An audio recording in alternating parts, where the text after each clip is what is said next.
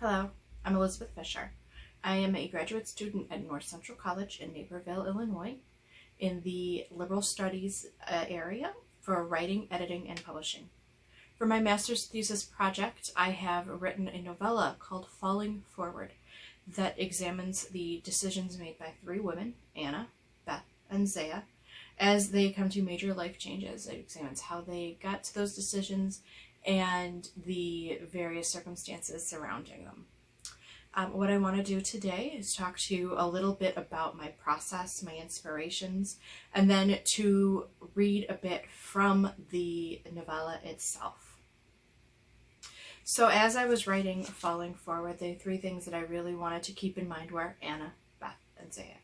These women all faced myriad challenges, and the people that they are at the end of the story is not who they started out as. And I think that that's true for all people. We always start our lives in a place different than where we end up. So there's a couple things that I want to go over with you. Ask yourself this. Are you the same person you were 5 years ago? And would that person 5 years ago, 10 years ago, 20 years ago recognize the person that you are today? Would they like you? Would they feel ashamed of actions that you've taken, or would regret decisions that you've made, or would they look forward to the journey that you're about to lead them on? Society would have us believe that the person we are at 18 or even 30 years old is who we are supposed to be for the rest of our lives. We pick a major, we pick a spouse, we pick a life. But how can anyone really know themselves at that age? Aren't we entitled to be shaped by our experiences and to allow our hindsight to help us make new choices? When we're stuck in the paradigm created by a society that forces us to choose, do people settle for what is safe or reach for what is unknown? We never stop learning, growing, and evolving, or figuring out who we are. It's never too late to start again. Much writing that is centered on women now is the reflection of her relationship with a man. Authors are inclined to tell stories of women who already thought they had it all, a husband, home, career, but then had to either get their groove back or eat, pray, love their way to reimagining themselves. But in all of these stories, it's essentially the romantic pairings with men or lack thereof that instigate the change for the women.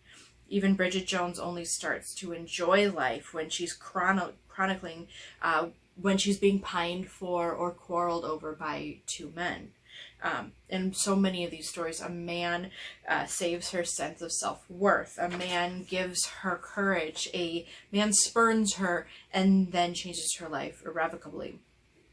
For many, love and partnership are important, but not every story should center on the strength or opinion of a man or any partner. No one's self-worth should be wrapped up in the estimation of another.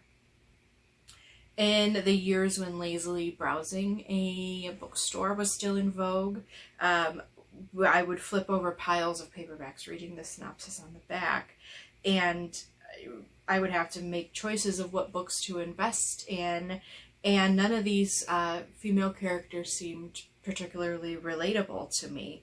I was frustrated by the situations they were placed in. They all seemed to be man-crazed social climbing career opportunists, and that wasn't necessarily the narrative that I was seeking. When my mother introduced me to the works of Elisabeth Peters and her late 19th century no-holds-barred, parasol weapon-yielding, archaeologist, feminist protagonist, Amelia Peabody, it was like a breath of fresh air. Miss Peabody is unapologetically herself and kowtows to no one's agenda, not even her husband's. It was my hope to bring some of that energy to Anna, Beth, and Zeah in Falling Forward. In the story Falling Forward, I've broken it up to be separate stories about the three women, and then their chapters are sort of interwoven into each other. In Falling Forward, Anna's timeline is considered to be present time. Zeah's stories are all flashbacks starting at age 15 and then 19, 21, 25, and 30.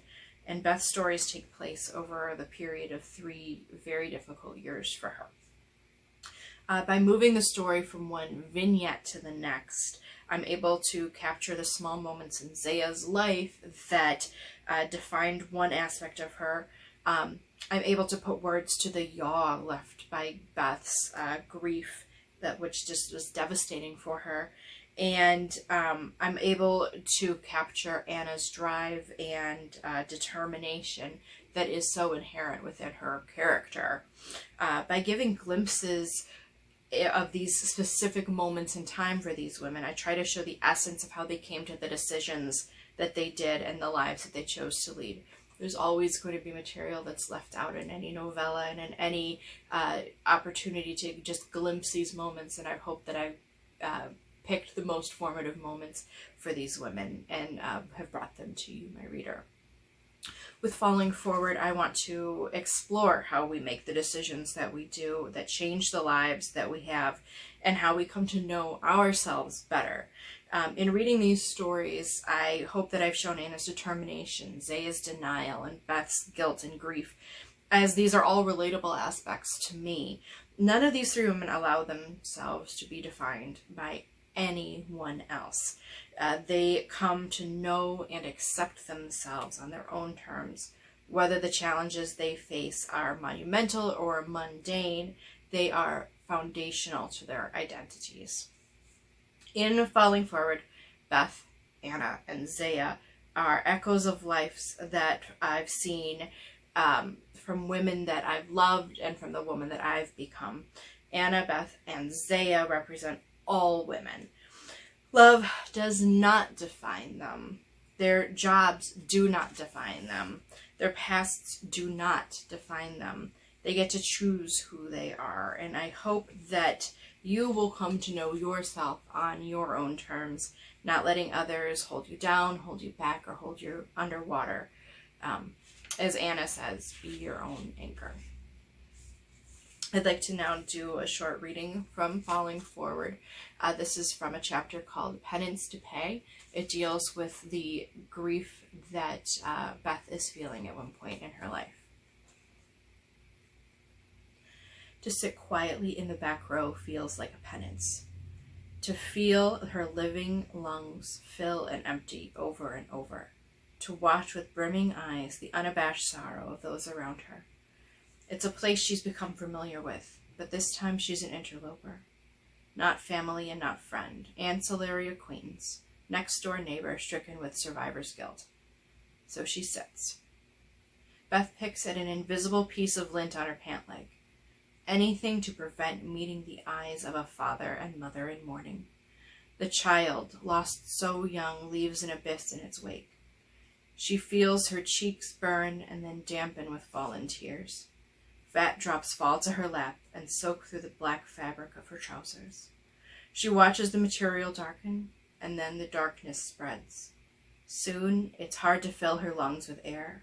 It feels like having piles of earth fall heavy on your chest as you stay staring at the sky. How dare she? How dare she have a near-perfect life when so many won't receive that privilege? How dare she find love and peace and family when so many cannot? With shuddering breath, she lifts her head and hopes that enough time has passed that she can make a quiet escape. She paid her respects and performed her penance. In silent benediction, she casts her clouded eyes to the front of the room and the tiny casket bathed in rosy light. Flowers and cherished playthings flank the dais. A grieving mother clutches a plush toy, trying to draw strength from the memory it carries. Her knuckles whiten under the strain. Beth knows the action well. The pain you can control drowns out the pain that you can't. As she leaves and steps into the chilled evening air, the gentle breezes cause the wetness on her cheeks to dry and tighten. Beth gets to walk away. She gets to walk away from the inconsolable grief. She gets to walk away to her home with her young child who draws breath into his lungs and will grow and play and laugh. She walks away to a life that she wishes she felt that she deserved. Thank you for watching. I hope you get the opportunity to read Falling Forward, and even more than that, I hope you enjoy it. It was a pleasure to write, and I hope I get to write more and maybe even expand Falling Forward in the future. Again, thank you, and thank you to North Central College. Have a great night.